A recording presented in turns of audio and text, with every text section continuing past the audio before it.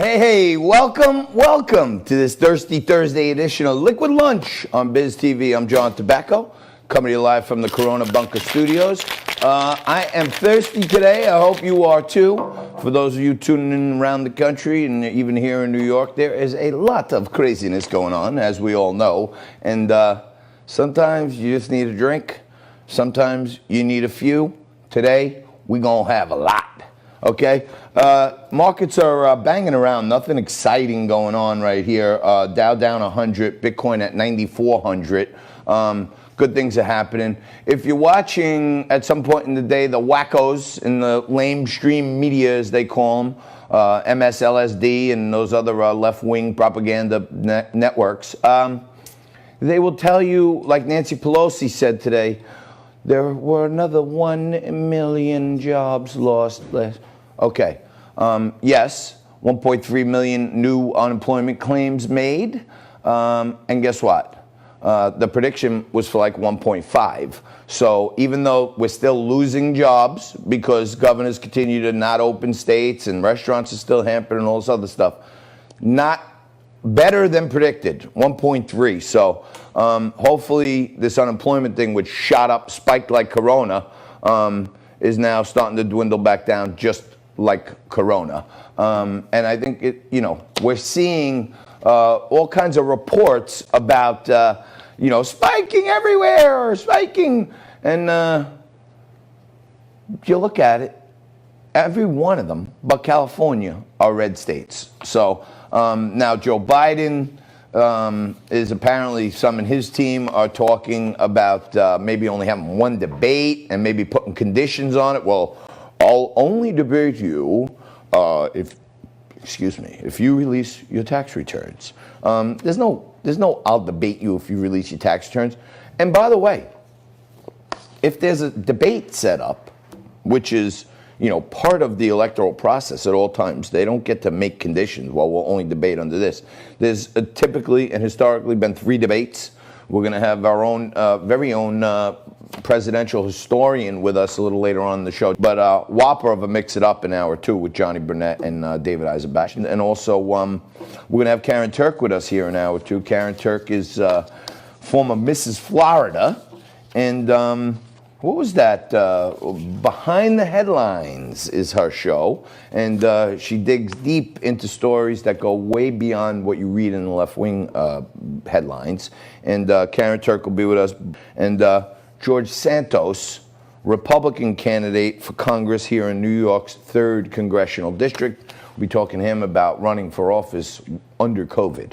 We're going to take a quick break right here, come back with more Liquid Lunch, just you and I, right after this. 5, 4, 3, 2.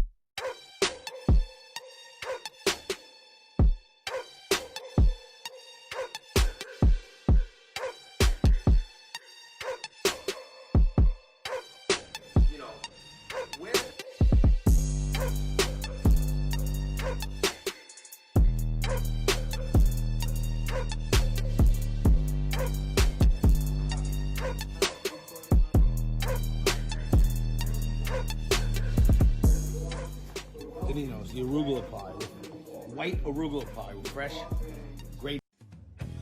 For more Liquid Lunch, head over to YouTube, do a search for Liquid Lunch TV, and hit that subscribe button.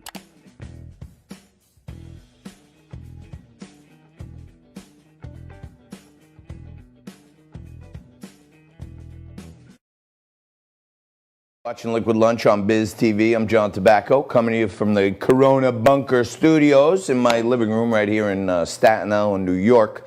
And, all across the city, all across the country, there's this growing din of defund the police, which makes absolutely no sense. It's already expanded to, as we talked about yesterday, Ilhan Omar, talking about defund everything, break down the whole economic system, burn it to the ground. So, today, they come for your neighbor. Next day, they come for another neighbor.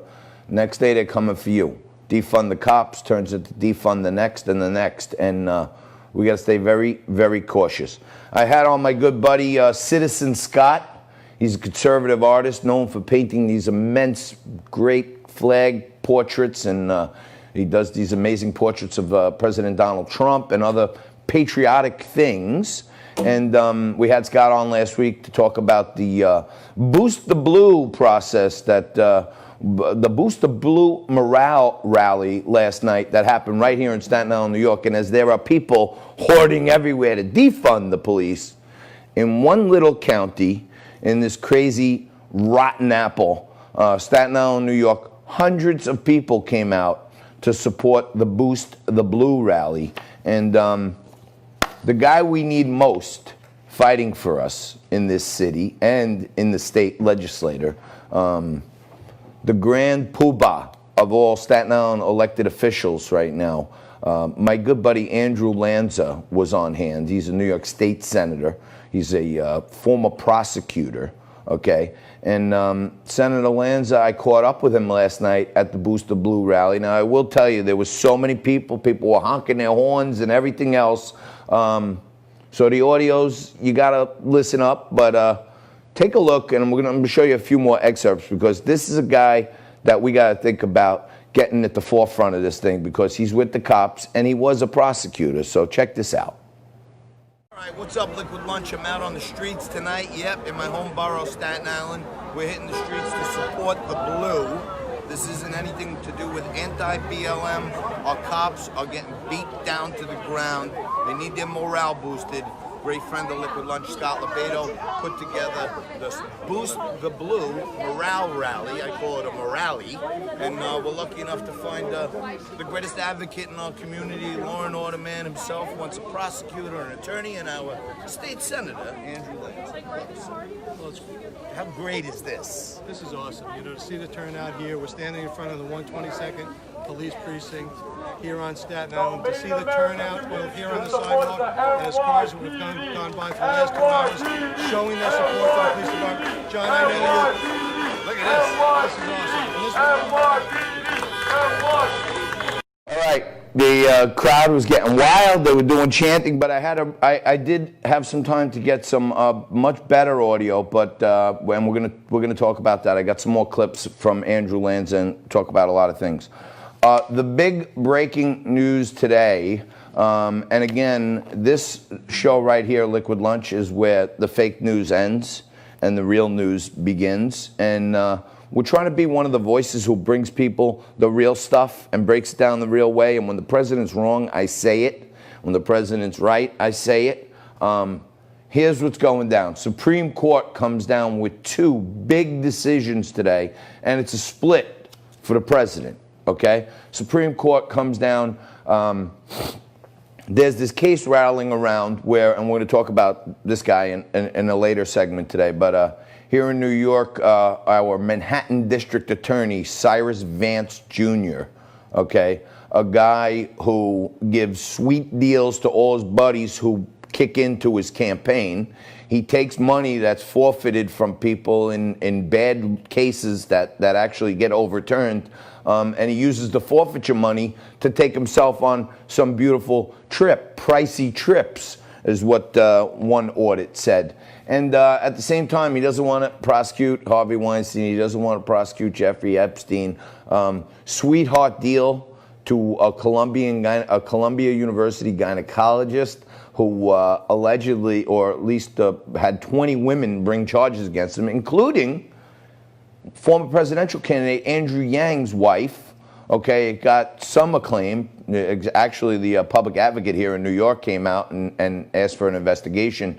The guy got a sweetheart deal where he, basically got no jail time for 20 sexual assaults. But Cy Vance doesn't have time for that. What he has time for is to bring a case with the New York State Attorney General's office against Trump's accounting firm and Trump's bank from 10 years ago because they want to uncover his tax returns. So here's Cyrus Vance, okay, alleging that for some reason he's got the time, resources, and money to go after the president's tax returns for 10 years.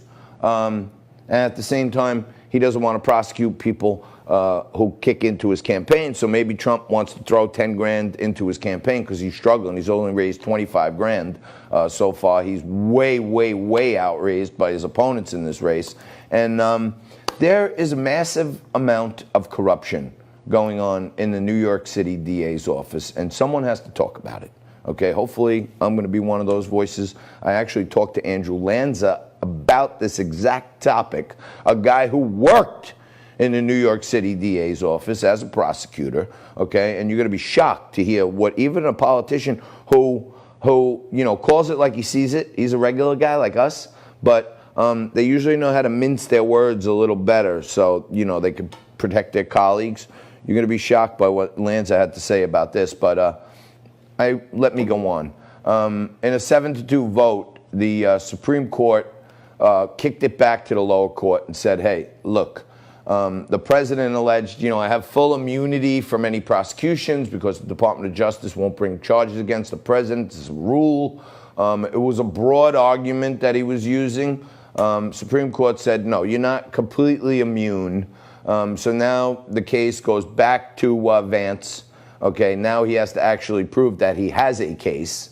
And then as part of the discovery, he can ask for these things. And then in a very coyly worded document, they suggest that the president still has all the remedies available to him to fight the subpoena or quash the subpoenas again.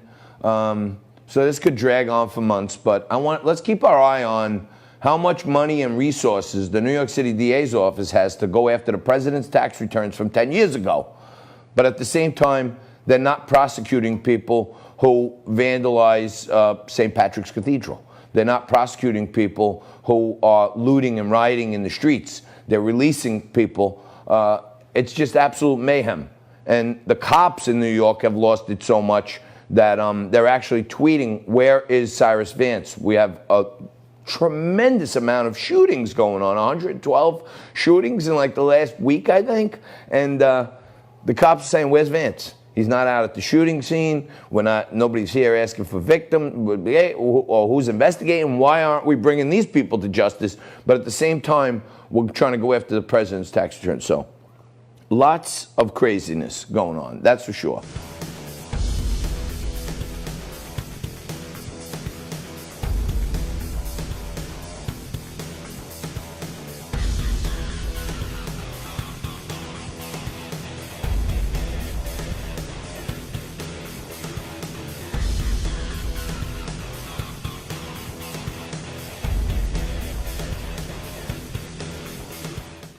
All right. I was just shared the stream. Hello, everyone. I couldn't see the comments for the first section there. Jeff Smith is on. Shawnee Lando, Nikki Camarano, Jen, Susan, Vicky Palladino. Oh yeah. They were on the wrong page. Thank you, Vicky. No, it was quite the rally. Jess, do we have Nico? You have any footage of the rally last night? Hundreds and hundreds of people driving by with flags, cars. People going nuts. Congressional candidate right here in New York's 11th Congressional District, Nicole Malliotakis, was there. She's running against little Mini Max. Now, let me tell you something. For those of you watching locally on Facebook, okay, this guy Max Rose here in Staten Island in Brooklyn Congressional District, okay, the guy's a bum. Okay, 2 weeks ago he was standing, and he's a veteran, and I respect his service, going out there, putting his life on the line for our freedoms and liberties. I want to just say that. But he's still a bum. As a politician, he's a bum. Because 2 weeks ago, when the Black Lives Matter had a defund the police rally at the 122 precinct, there was little Mini Max. Okay, and they had to give him I heard they had to give him like a step stool to get to the microphone to talk to everyone. But he was there, okay, to defund the police in front of the same precinct that hundreds of Staten Islanders were there last night to boost the blue. And you know what? Senator Andrew Lanza, the Grand Poobah, he's there, okay? Nicole Malliotakis, our assemblywoman, who's now running for Congress to take down Mini Max, she's there. Mike Tanusis, Republican candidate for Assembly to take over Nicole's seat, he's there. Tanusis is there. Mike Riley, our assemblyman right here in my district in Staten Island State Legislature, he's there, okay? And you know who's not there?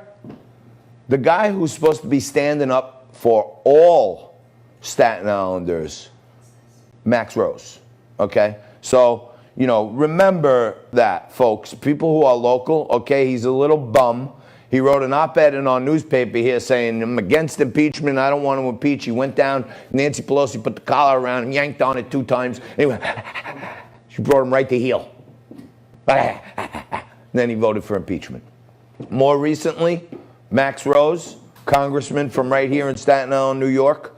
More recently, he voted to allow illegal aliens to vote in municipal elections. That's pretty crazy, okay? And he also recently voted to let the District of Columbia be renamed the Douglas Commonwealth. And in an article in New York Magazine that I'm doing a big expose on right now, I'm going to expose this guy. And this is the most Italian-American congressional district in the whole country. And Max Rose is driving around with a reporter from like New York or New Yorker magazine. And they just came from an Italian club event where he spoke to a bunch of Italian-Americans, proud Italian-Americans. And his staff is in the car with the reporter joking around about how these Goombas, did you ever see so many men kissing each other? You wonder why they're allowing him to rip down Columbus statues. They don't.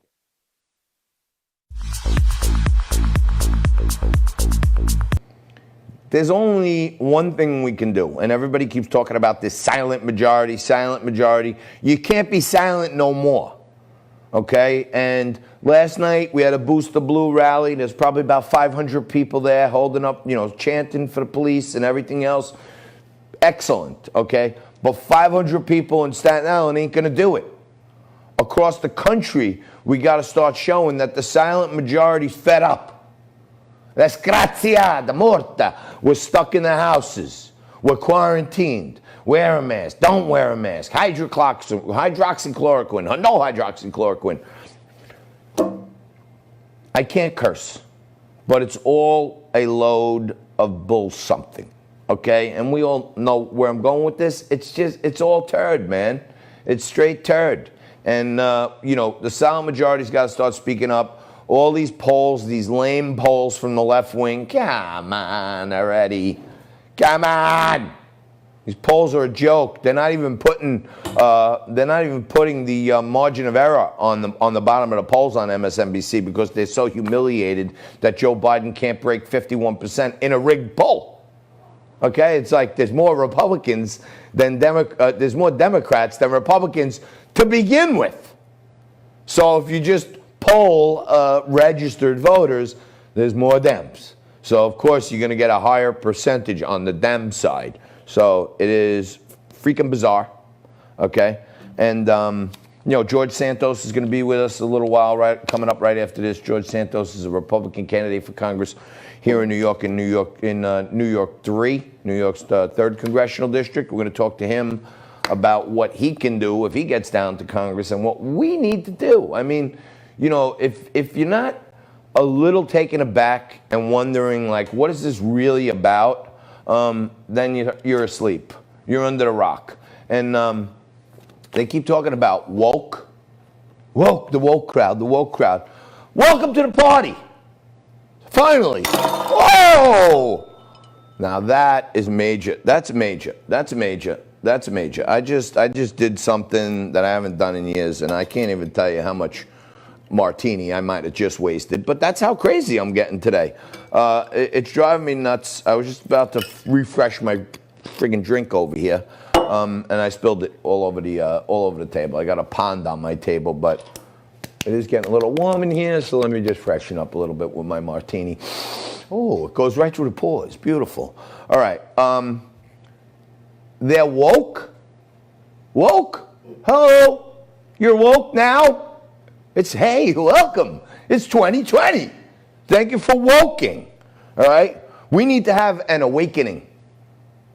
Forget woke. Woke is so 2018. Okay? We need to have an awakening of the silent majority. We're awake. We've been here. We've been watching.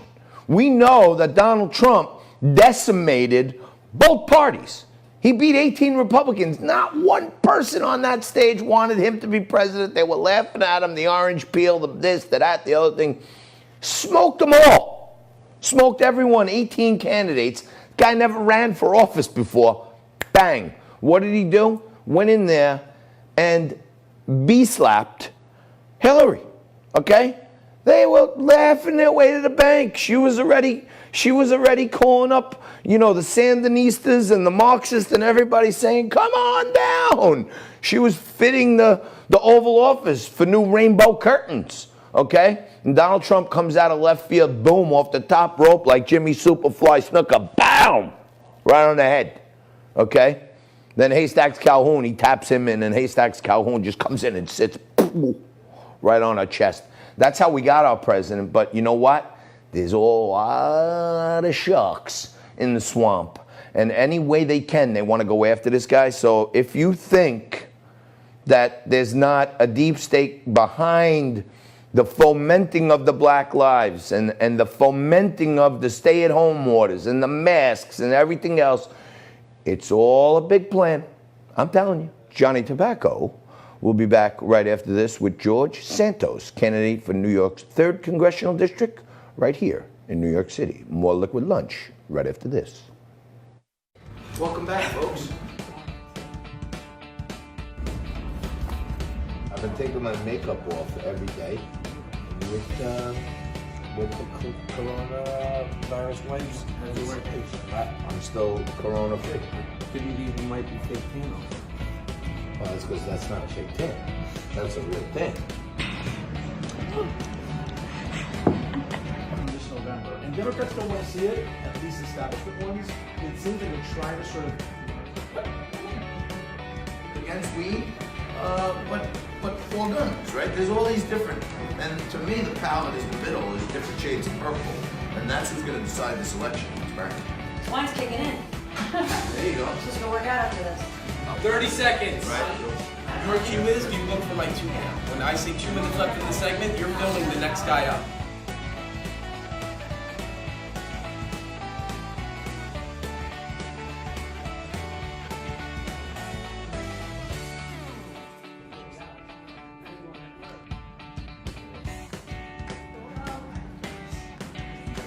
You know what I'm saying? That I you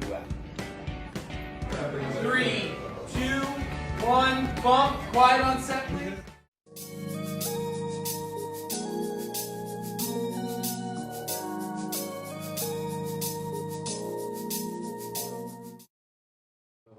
All right, welcome back. Just breezing through hour 1 here. It's a great day for you because it's Thirsty Thursday. I have a brand spanking new martini right here.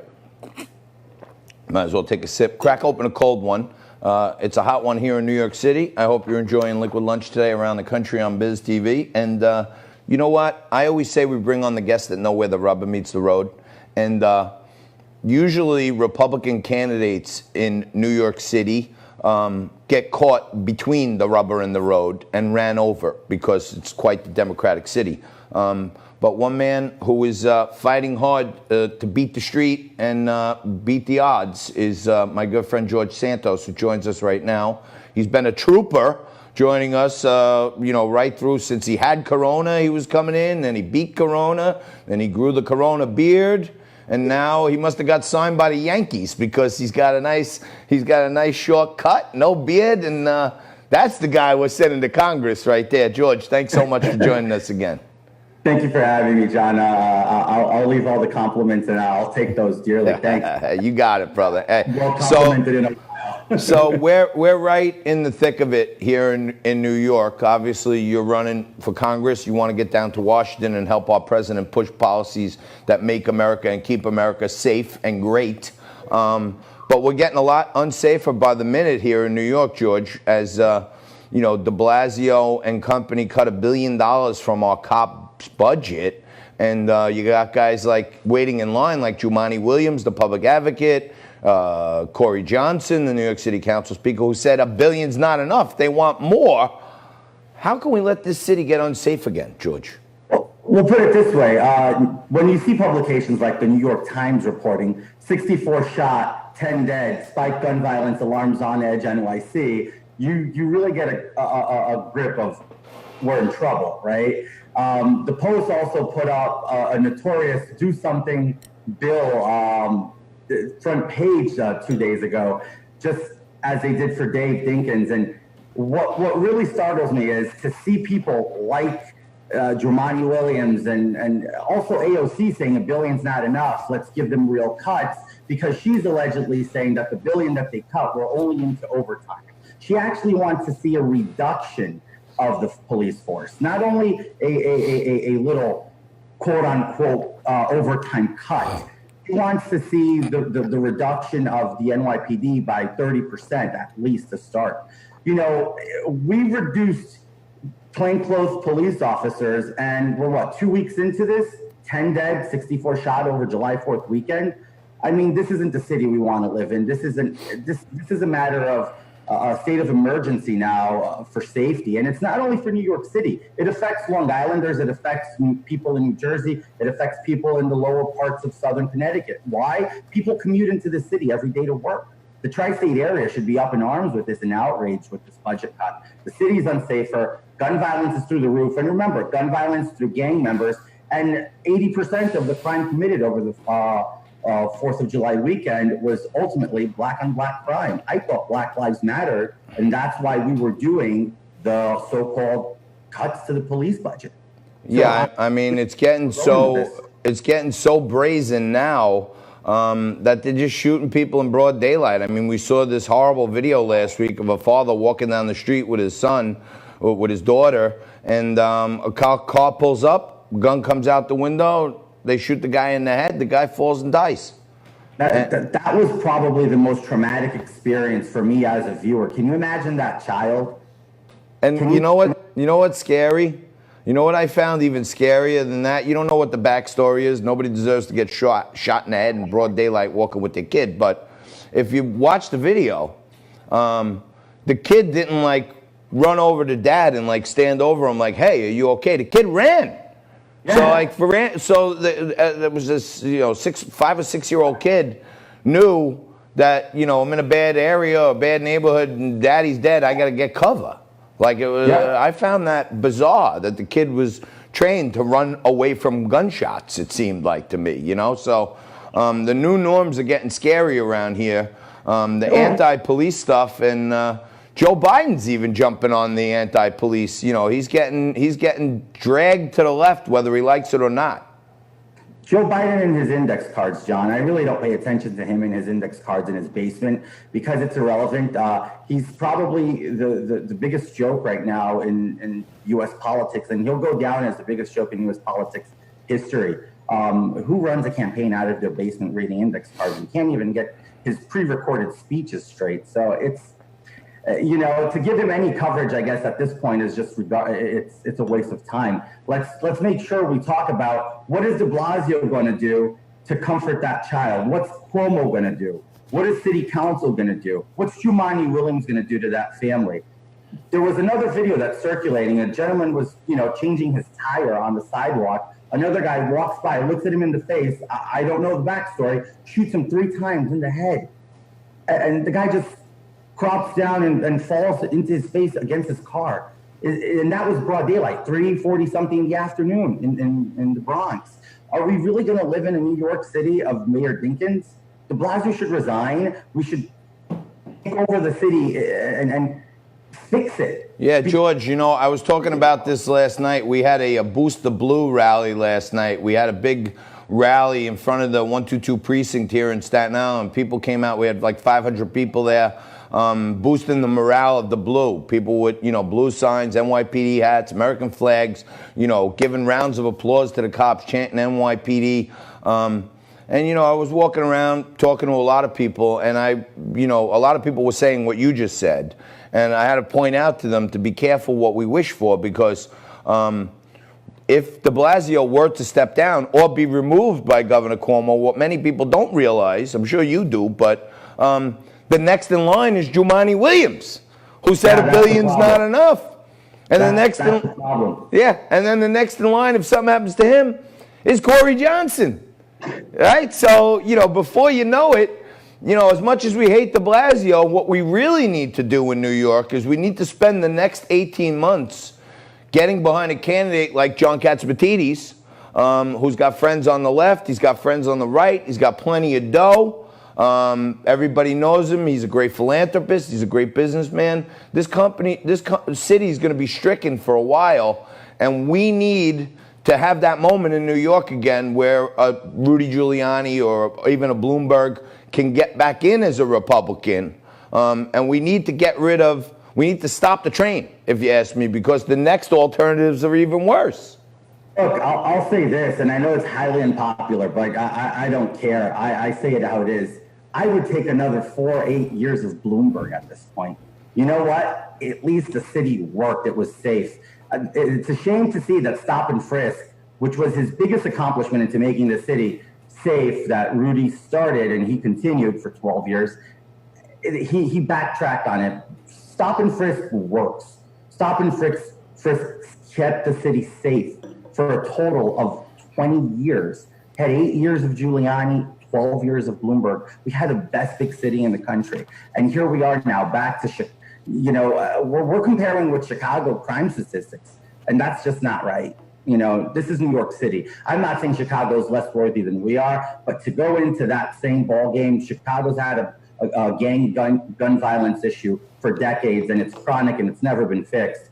We fixed it. We eradicated it for 20 years, brought it down to historic lows. To be going back and actually going over our baddest times during Mayor Dinkins just shows that de Blasio is inept to serve. And that's why I'm 100% backing the police. It's common sense. Backing the police isn't a political statement. It's common sense. They protect you. And as I say, to not have an interaction with a police officer is very simple. The bar's set really low. Just don't break the law. So I want to give you one gory tale. A friend of mine owns the Harry's restaurants here in New York City, all the different Harry's restaurants, and they have a number of different brands. And they just were allowed to open for outdoor dining, so they set out, Stone Street right outside Harry's. They put some tables out there, and they could finally start making some money. And, some people are sitting at the table.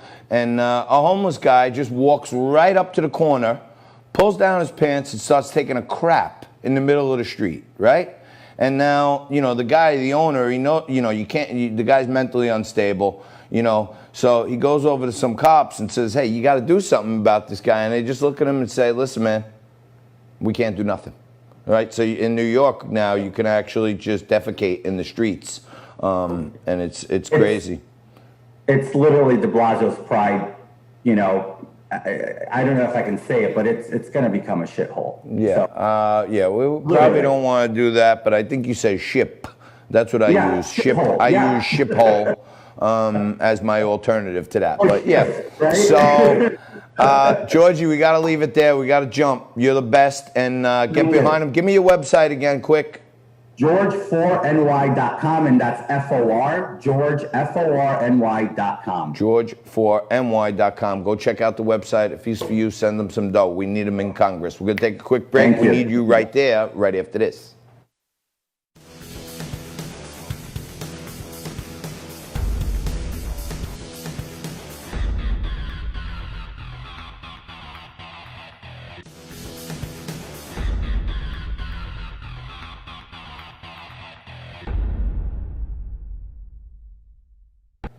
Hey, all right, welcome back. Just buzzing right through hour one right here, and I'm charged up today. I'm tuned up. I'm martinied up. Darn good right there. I wasted probably a half a jug of martini right here when I knocked it over a little, when I was getting all crazy, waving my hands and everything. But thank you for tuning in. As I have mentioned, and we need more of this. We really need more of this, okay? People need to get out in the streets. The silent majority can be silent no more, okay? We cannot be defeated by noise, okay? We're the signal. The silent majority is the signal, okay? Black Lives Matter, coronavirus, Antifa, rip down statues. That's noise. That's all noise. We're the signal. We're the people. And whether you're right or left or red or blue, if you ask me, and I say it all the time, most of the sane people I know are purple. Like we are. Like, if you want to be gay, great. I'm thrilled. I'll come to your wedding. I'll bring our boost. Okay, we're flying the rainbow flag every single day here. Okay, you want to smoke weed? Fantastico.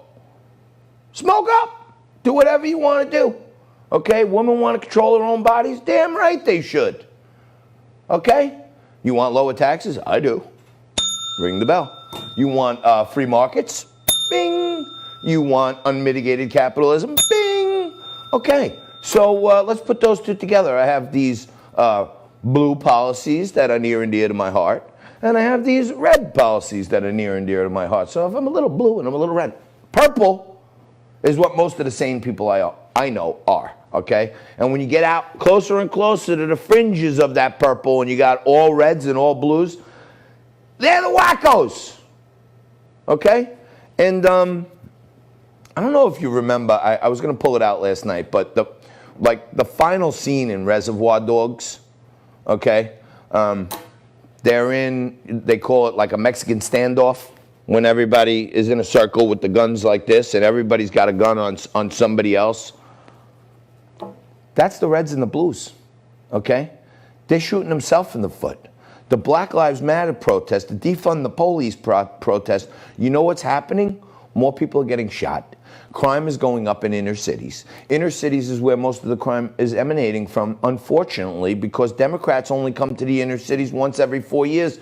They don't, it's not Black Lives Matter to Democratic politicians. It's Black Votes Matter. They come around every 4 years and say, hey, we're gonna keep fighting for you guys. And their schools stink, their hospitals stink. You know where the most coronavirus cases were? In minority communities, because they have the worst hospitals. You know what most of the crime is in minority communities? You know why? Horrible schools. Because the politicians that they elect sell them a bill of goods. I went through it already. The 14th Amendment, the 15th Amendment, giving slaves their freedom, giving all men the right to vote. These amendments to the Constitution were passed with 100% Republican support and 0 to 6. One of them, the 6% of the Democrats voted for, but almost 0 Democrats. But somehow or another, Lyndon B. Johnson came up with this idea with the Civil Rights Act to say, hey, let's give them these. He said these Negroes are getting uppity.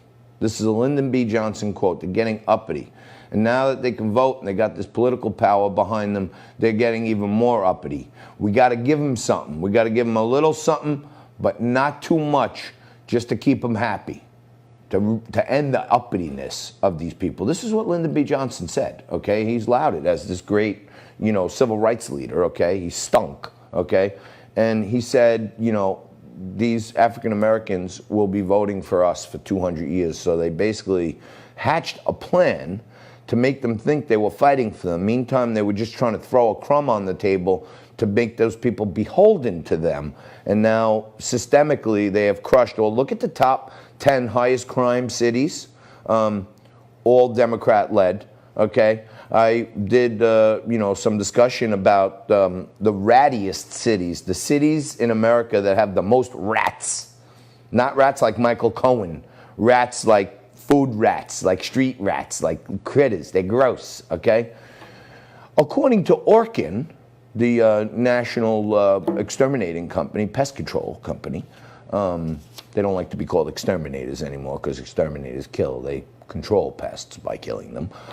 But hey, if you're a pest, you might need to be exterminated. So what the heck? Maybe we can send an exterminator down to City Hall and do some pest control, because there's a lot of pests inside and out right now. No, but Orkin, the pest control company, did a list of the top rattiest cities in the country with the most rat populations.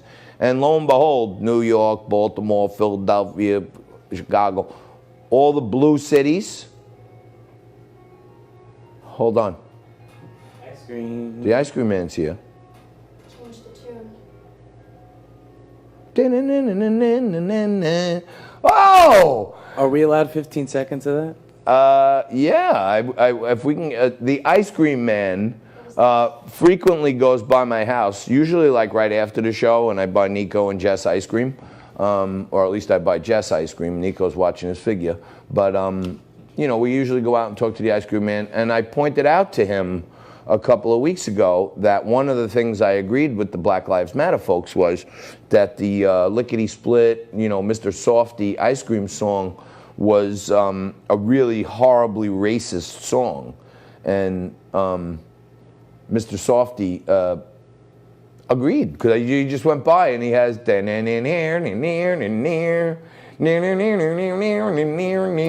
what is that from? What song is that? I know it. It's just not coming to me right now. But all right, there's one win for the good guys on Liquid Lunch. We got the ice cream man to change his racist song to a new song. So we're doing something every day. Last night we were boosting the blue, and today we are changing the songs on the ice cream man.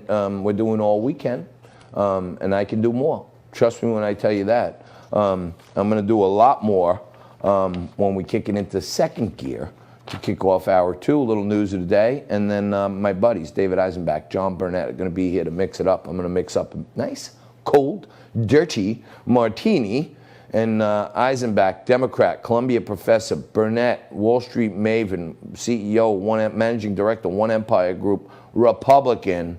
They're going to slug it out and mix it up in hour 2. But first, quick break right here. Go across the top of the hour, coming back at you in just a moment.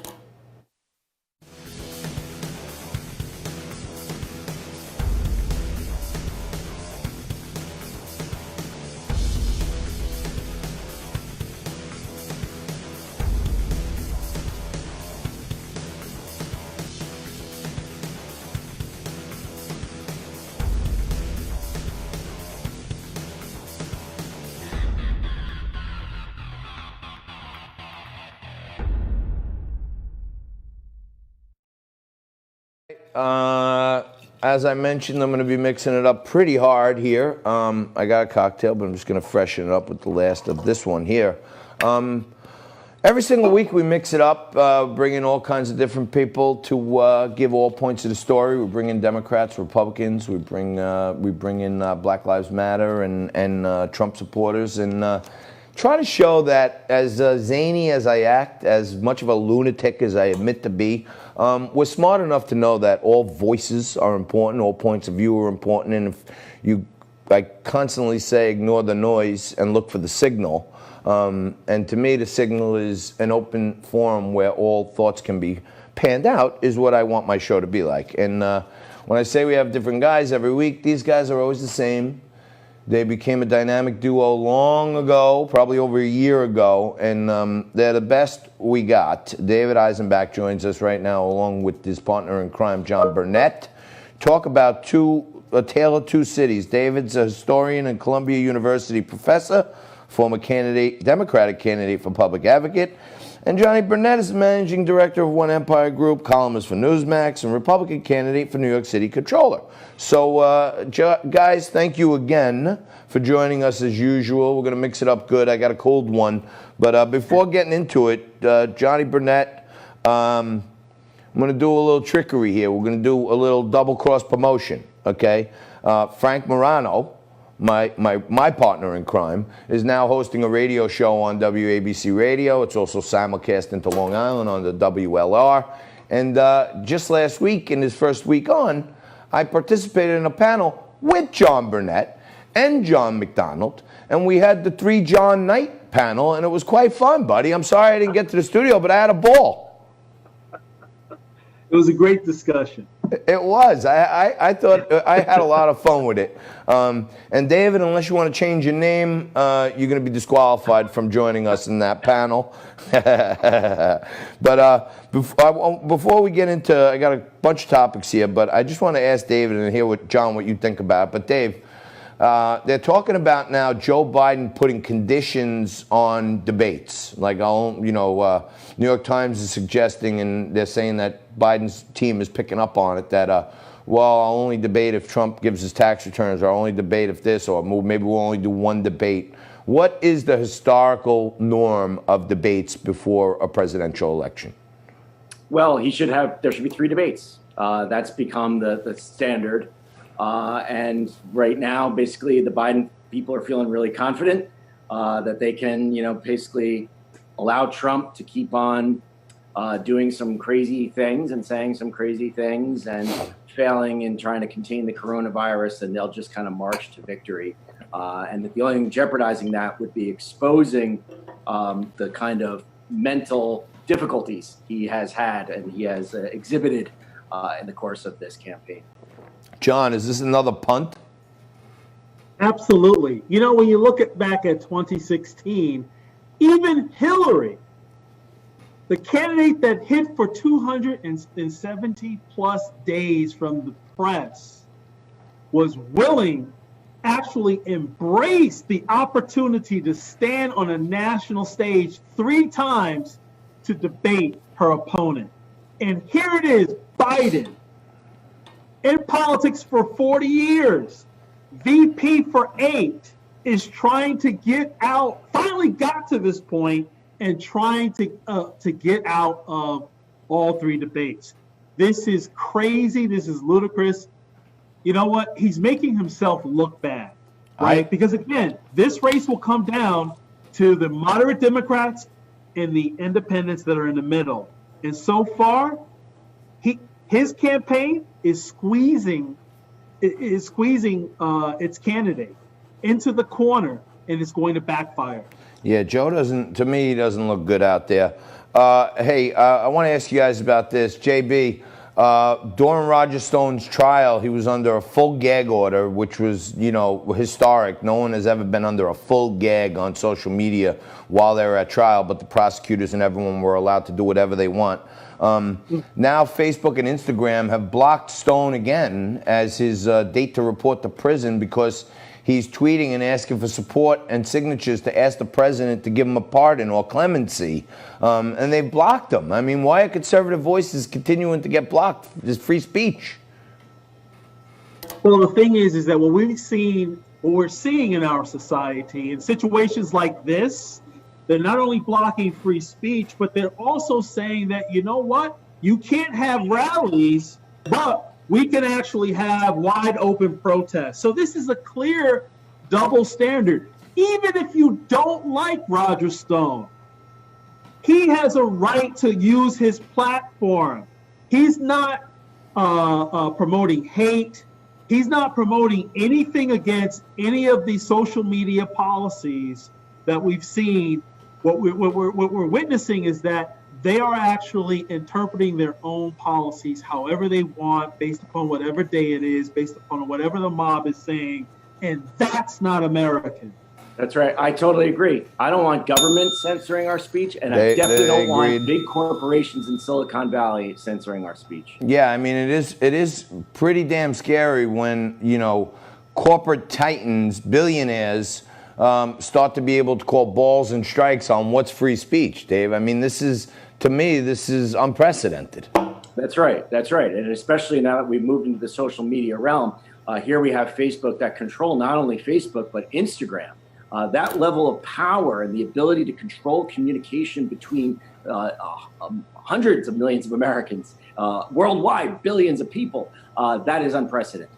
But yet Black Lives Matter, Greater New York president can actually say, if we don't have our demands met, that we're going to burn America down. But yet he's actually gaining more followers, gaining more sphere of influence, and he's not blocked. This is clearly an issue. It's really, to me, it's really scary because, I don't know if you guys heard about this, but we were trying to experiment with spending a couple of dollars to boost some of the good posts we have, like the Mix It Ups with Burnett and Eisenbach.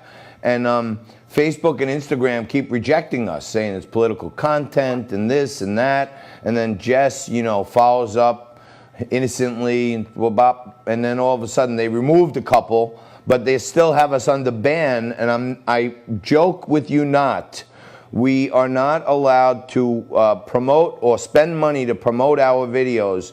And the reason they're giving us right now is because my show promotes the use of tobacco products. And I'm not kidding you. Oh my goodness. So that means some bot or some program is seeing the name John Tobacco's Liquid Lunch, and they think that I'm a cigarette commercial or something. And they have us banned right now under promoting tobacco. I mean, I've been promoting tobacco my whole life. Now all of a sudden, Facebook is banning me for it. I'm not kidding you. I'm not playing with you. What Facebook has to get their arms around is, are they a social media platform or are they a publisher? If they're a publisher, right, then they have a right to censor. Yeah. But that raises a whole other set of questions regarding the legality and antitrust issues. Right, So, and if they're a publisher, you're right, David. Go ahead, Johnny. I'm sorry. Go ahead, You're Jamie. right, David, but here's the problem, right? I agree with you, David, but here's the problem.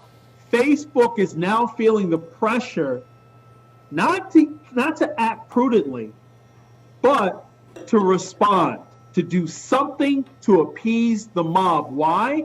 Because they're losing billions in ad revenue.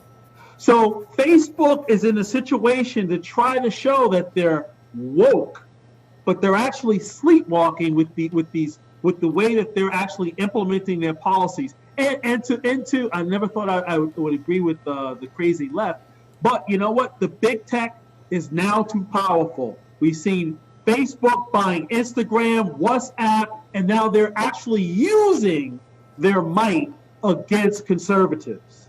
That's right. That's right. And their interest is not in promoting the left agenda. Their interest is in purely making money and consolidating their power. They will go out and crush any competition. This is not what America is all about. I think we got to pick a different day. David and I are agreeing way too much today. All right, you know what? Hey, can you guys hang out? Because I want to get to this Kanye West topic, and we're running out of time in this segment. Could you guys hang out for 5 minutes? I got an empty segment. The next one, we'll kick it around a little more right after this. Is that cool with you guys? Yes. All right, good. We're gonna keep the Dream Team with us. The dynamic duo is with us. Johnny Burnett and David Eisenbach are here, and we're gonna talk about Kanye West and what's really going on with Kanye and his new presidential bid under, I love the name of it already, the birthday party. Kanye West running for president. We're going to break it down right here with Johnny Burnett and David Eisenbach right after this. Stay right there.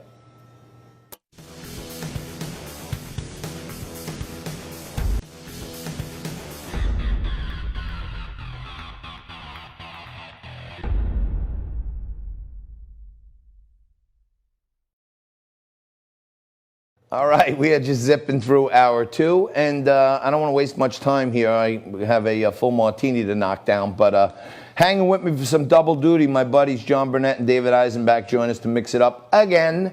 And guys, Kanye West, he's come to the forefront here, and he's alleging that he's no longer down with Trump. He started his own party called the Birthday Party. He came up with a new slogan. Obama's slogan was "Yes, we can." Kanye's slogan is "Yes, birthday party, yes." Simple. I love it.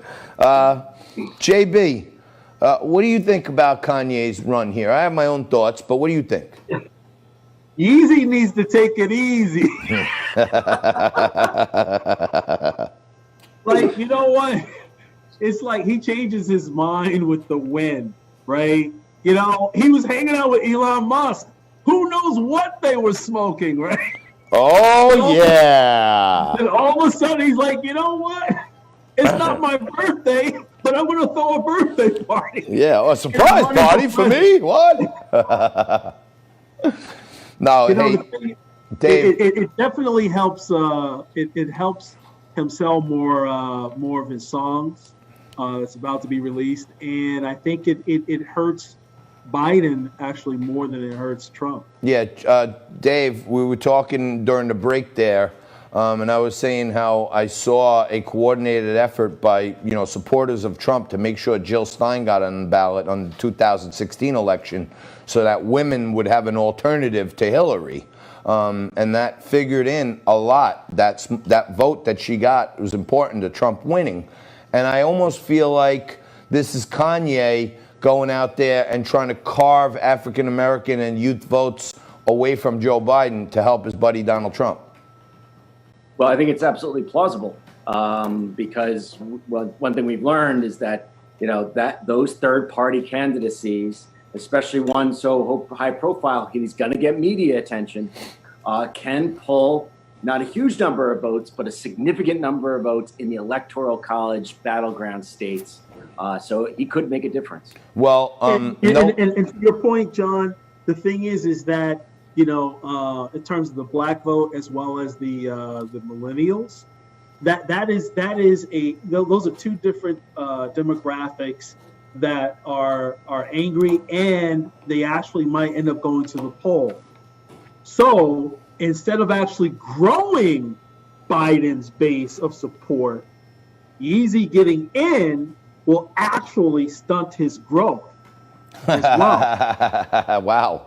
Hey, I kind of feel like no third-party candidate, I think, has ever got more than 13% of the vote.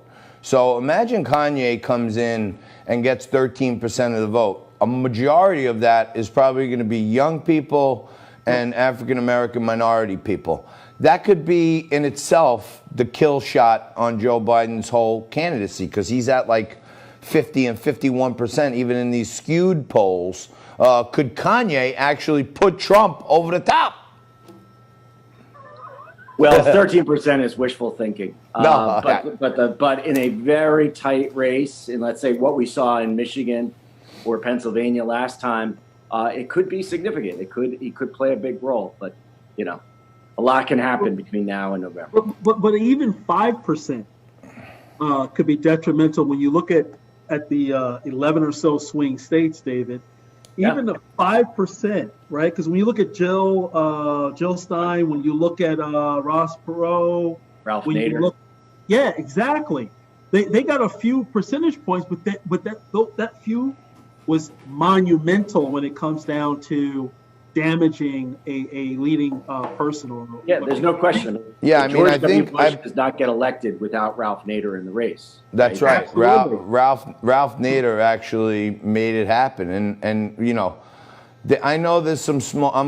As I mentioned, I've been a disciple of Roger Stone for quite some time, and I've watched his trickery firsthand. I had a front row seat at many things, but this sure to me whacks of a political dirty trick, and I think Kanye has nothing to lose. Number one, he promotes all the time. Number two, he gets all the free media he ever wanted. Right. Kids are buying albums, and you never know. A couple years ago, people said Trump could never get elected. He was a laughingstock. So Kanye builds a little momentum here, and maybe in 24 we're saying yes to Yeezy. Hey, but the thing is, when he actually tours around the world, he'll now have another title, and former presidential candidate. Yeah, exactly. Grammy Award-winning vocalist and former U.S. presidential candidate. He could do a duet with Andrew Yang. You know what I mean? It would be great. But, all right, guys. We got to leave it there. I appreciate you guys hanging around for me. I wanted to cover this because it's kind of a fun topic, but you guys are the best. Great things are happening somewhere. I don't know. I want to say right here because we're having a great show today and I'm having a fun time and everything else, but it's really not that great, which makes me thirsty, which makes it a Thirsty Thursday. And I don't know. They're saying masks are going to be in our life for like 2 years now. My buddy Carla over at Carla's Closet made me this mask. Take a look at this one. This is literally a prototype of the Liquid Lunch mask. Now, it might look like any old mask to you, but if you want to have a drink and you're out socializing, you just unzip the mouth hole like that. Hello. And then you insert martini. Slurp. and then go back to this. Zip it up. And Nico would probably love if I wore this every minute so that he could zip up my mouth at any time. But I will not be silenced! We'll take a quick break. Coming back with more Liquid Lunch right after this. Karen Turk's with us.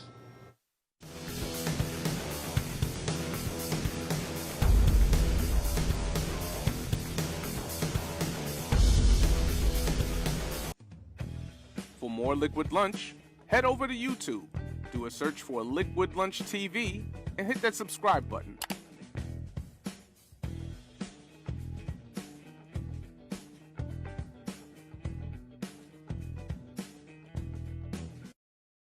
All right, welcome back. You're watching a Thirsty Thursday edition of Liquid Lunch on Biz TV. I'm John Tobacco. Karen Turk is with us right now. Karen's a former Mrs. Florida, activist, political commentator, but most importantly, the star of Behind the Headlines, where they dig deep, in-depth investigations into, right now, all the inaccurate info out there about the coronavirus. Karen, we got a minute left. Give us the first topic. Hopefully you can stay with us, and then we'll come back right after this commercial break and get into more of it. But what's the top thing, and then we'll get into some more in the next segment. There's a lot, and this all traces back to Obama and Bill Gates. And, just like we did the segment on, who's behind Black Lives Matter, and it all tied into George Soros, we can tie all of this into Bill Gates. So Anthony Fauci happens to be in all these organizations with Bill Gates. Anthony Fauci has all these patents on all these different vaccines. Bill Gates wants everybody vaccinated, the WHO. So there is more afoot here than people really know, isn't there? There absolutely is. And there's a lot of other people that have vaccines that could have been developed and could have been out to the public already, and they've been blocked by the monopoly that is Bill Gates. All right. So unbeknownst to Karen, I am going to conduct this interview in the perfect style for these bozos at the networks that are following me right now and watching my stuff. So right now I'm John Cronkite. Here now the news. The Dow still down 300 as we end this second hour of Liquid Lunch today. Karen, there is a lot in the news these days when people continue to post all of these inaccuracies, talking about whether you wear a mask, don't wear a mask, vaccinate, don't vaccinate. And it all seems to come back in one way or another to this little cabal of people, the WHO, Bill Gates, Anthony Fauci, and China. What have you found in your deep investigations behind the headlines? There's so much, and it all ties back to these billionaire globalists, just like Black Lives Matter. Last episode of Behind the Headlines, this week's episode ties a lot of this COVID-19 pandemic right straight back to Bill Gates. And Bill Gates is the puppet master of the pandemic. And this is something that's been on my radar screen for a while, but I didn't realize just how prophetic it was. I mean, you'd think he had a crystal ball or he was a psychic, right down to, the money that was given, billions of dollars, $3.7 billion was given to the World Economic, during the World Economic Forum. He's been involved in so much of this behind the scenes. And when Obama gave this $3.7 million grant to a nonprofit, it was actually given to a virology lab in Wuhan. So this goes back to the Obama administration and things that they were developing. And, Bill Gates really wants to be the hero of vaccinating. And he's been singing this song for a long time. But some of the things that really were eye-opening is that by 2018, when impeachment wasn't working and all these things that the Democrats were throwing around, Donald Trump has been their obstacle here as the president. Obama was on their team. And all of a sudden, he's working on a, pandemic explained for Netflix. And in there, they're talking about a novel coronavirus. It's a wet market. It's Wuhan. It's bats. It's so unbelievably psychic that it really makes you raise your eyebrows and realize that, the people that are behind this, Bill Gates and this billionaires club, are the ones that really are pulling the strings. And it's pretty unbelievable. And now, I'm sure you've reported on this Behind the Headlines, and I urge my viewers When you're looking for some real news, you're looking for some information that you're not going to get from the lamestream media, I ask you to go to YouTube and check out Behind the Headlines, because Karen does in-depth reporting and it's fantastic. Karen, Bill Gates has also been quite public with his thought process that the globe is overpopulated and he wants to control population. He's a avowed advocate for population control. And it sure seems to me and many others in the media that if we start vaccinating people, they may be able to put something in us that they can decide when to exterminate us. Absolutely. And, little known fact, and it's in my in-depth investigation that a lot of us don't know, is Bill Gates' father was actually the president of Planned Parenthood. Did you know that, John? I did not know that. Yeah. There we go. So, these wow. are the things that you need to uncover. This is why we want to dig in, and we want to get the facts that you don't hear anywhere on the media. This is something that we found and really is eye-opening. So he grew up, and he's openly said, I grew up with the mentality that population control should be in top of mind. And you know about Planned Parenthood. We all know about the agenda. All they do is kill black babies. It's genocide. Yeah. It's genocide, and that's been their agenda all along. And they can try to pass it off as a social issue, and they can try to pass it off as social justice, just like Bill Gates is trying to pass off social justice as vaccines. When you look at the more sinister motives here, there's a lot more at play. And does anybody really think this billionaire is in touch with the reality of the everyday American? He's not. And the Billionaires Club that he belongs to, he actually has a secret organization, which you may or may not have heard about. I don't. This has been peppered in the news here and there, but you got to dig. You really got to dig. And you'd find out about the Good Club. And the Good Club is comprised by some very interesting players. You've got George Soros, Oprah Winfrey, Warren Buffett, Ted Turner, all these people that have billions and billions of dollars that also have really strong media connections.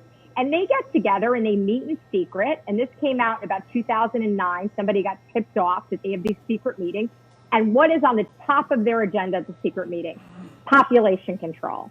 So it's a really tangled web. And if you add up these billionaires together, you're talking about $125 billion collectively of these members of Bill Gates' secret society, the Good Club.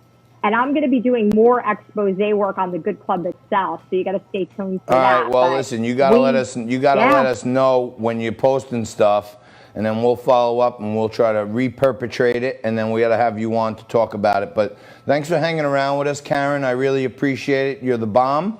And Thank you. You guys out there, you got to go check out Karen's work at Behind the Headlines, because she's talking about things that you're not going to hear about on other places, and that's why we love her so much. Thank you so much, Karen Turk. Thanks so much. Love you guys too. Talk to you soon. All right. John Tobacco has left the building. He will be back shortly for a special extended edition of Liquid Lunch. The WTF will be held only on Facebook. Go to Liquid Lunch TV on Facebook. And for today, I'm John Cronkite. Please tune in tomorrow for more Liquid Lunch at the same bat time and the same bat channel. I know it's a ridiculous saying, but that's what this other idiot says every day. See you tomorrow.